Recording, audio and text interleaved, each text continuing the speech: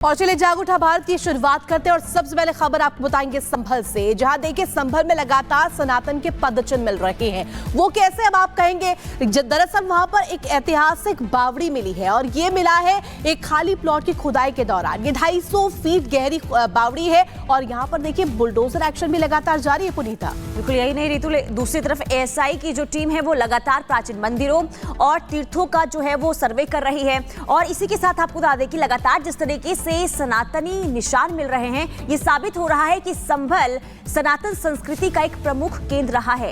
एक तरफ सर्वे जारी है तो दूसरी तरफ अब इस पूरे मामले को लेकर सियासत भी हो रही है। सियासत अब कैसे हो रही है, कौन कर रहा है, रिपोर्ट जरा देखिए।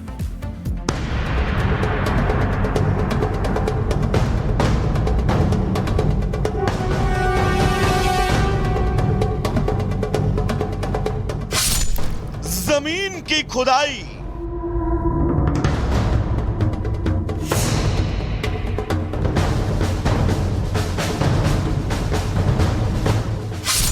सामने आई सच्चाई।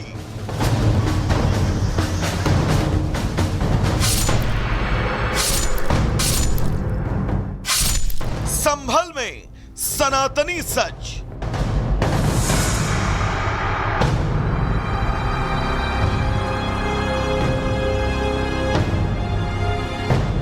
बावड़ी कुआं और कमरा।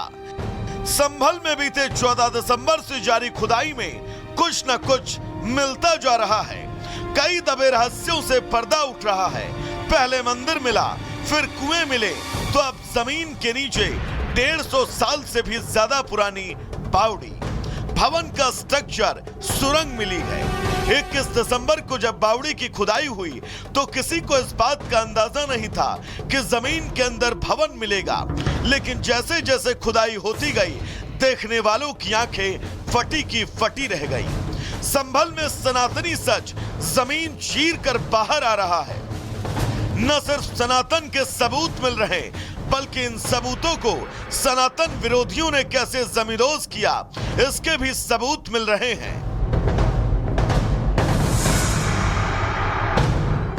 अब शाही जामा मस्जिद से 28 किलोमीटर दूर लक्ष्मणगंज में जमीन की खुदाई करने पर एक बावड़ी मिली, जिसका इतिहास 100 साल से भी ज्यादा पुराना है।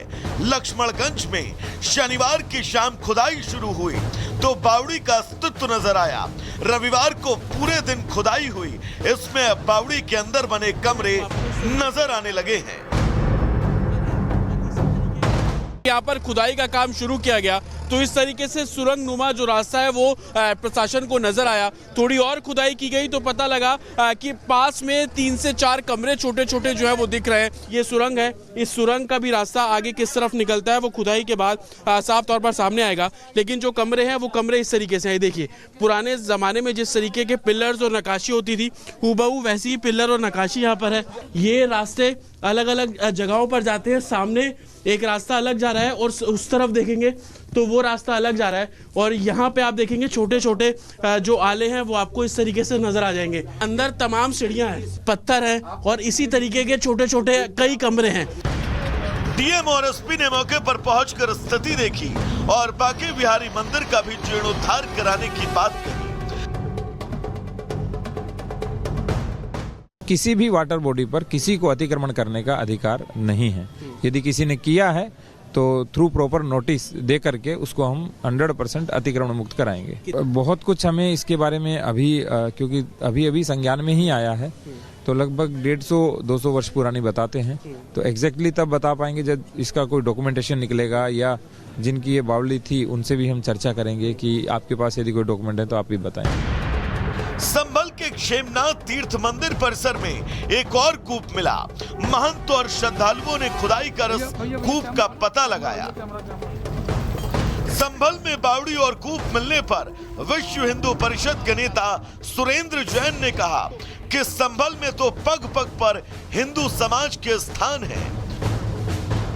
संभल में तो हम जानते हैं कि वहां 19-20 कुएं थे, वहां बावड़ियां थी। संभलेश्वर महादेव का वो स्थान माना जाता था, इसलिए वहां तो पग पग के ऊपर हिंदू समाज के पूज्य स्थान है, जैसे हरिगढ़ में है। तो इसलिए वो चीजें तो सामने आएंगी। यूपी में खुदाई भले ही जमीन की जा रही है, लेकिन इससे सियासत सातवें आसमान पर जा पहुंची। चारों तरफ आरोपों का शोर है और वोटों की राजनीति। समाजवादी पार्टी के सर्वे सर्वा अखिलेश यादव ने खुदाई को लेकर बीजेपी पर हमला बोला और कहा, अगर बीजेपी नेताओं के घर खोदे जाएं तो पता नहीं वहां से क्या क्या निकलेगा।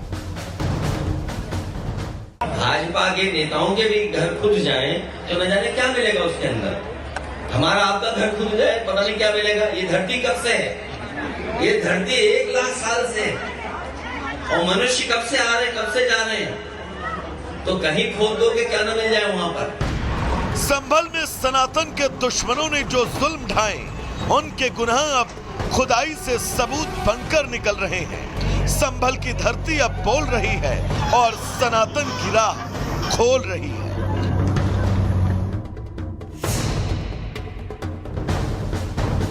Bureau report, Republic Bharat.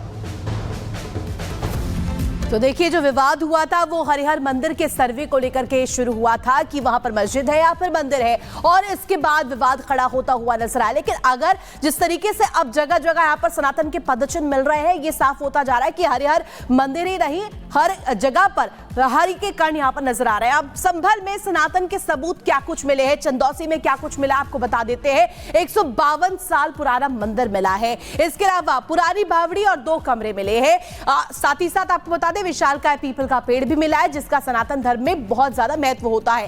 कंदप का विशाल वृक्ष मिला है। इसके अलावा सालों पुराना कुआं मिला है। कुआं, जिस तरीके से कहा जाता है कि पुराने जमाने में कुआं पूजन की रस्म होती थी, जिस तरीके से कुआं पूजन की विधि होती थी, पूजा पद्धति होती थी, और यहाँ पर कुआं भी मिल गया है। तो ये तमाम जो सबूत है, तमाम जो सनातन के पदचिन्ह है, ये चीख चीख कर कह रहे हैं कि वहां पर कुछ ना कुछ ऐसी साजिश हुई थी, जिस तरीके से अब ये बात सामने आ रही है। कहां पर मिले हैं प्राचीन मंदिर, अब आपको ये भी बता देते हैं। खगुसराय, संभल, कार्तिकेश्वर मंदिर। देखिए, यहां पर मिला है कार्तिकेश्वर मंदिर। जिस तरीके से कहा जा रहा है कि पूरे शिव का परिवार यहां पर था। संभल में कल्कि अवतार होना है और ऐसे में लगातार ये बात सामने आ रही है। चंदौसी की बात करें, संभल बांकी बिहारी मंदिर यहां पर मिला। सराय तरीन संभल, जहां राधा कृष्ण मंदिर मिला है। इसके अलावा आपको ये बता दें कि प्राचीन मंदिरों की इस फेहरिस्त में, इस लिस्ट में और भी कई नाम है और कई ऐसे मंदिर अभी भी उजागर होना बाकी है, जिनका इंतजार सभी सनातनी और संभल के लोग कर रहे हैं।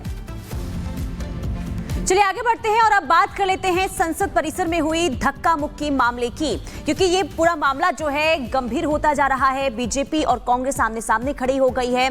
किसने किसको धक्का मारा, महिला सांसदों के साथ बदसलूकी किसने की, ये तमाम ऐसे सवाल हैं और इन सवालों को खंगालने के लिए अब एसआईटी जो है वो पूरे एक्शन मोड में नजर आने वाली है। जो घायल सांसद हैं, आज उनसे पूछताछ भी होने वाली है।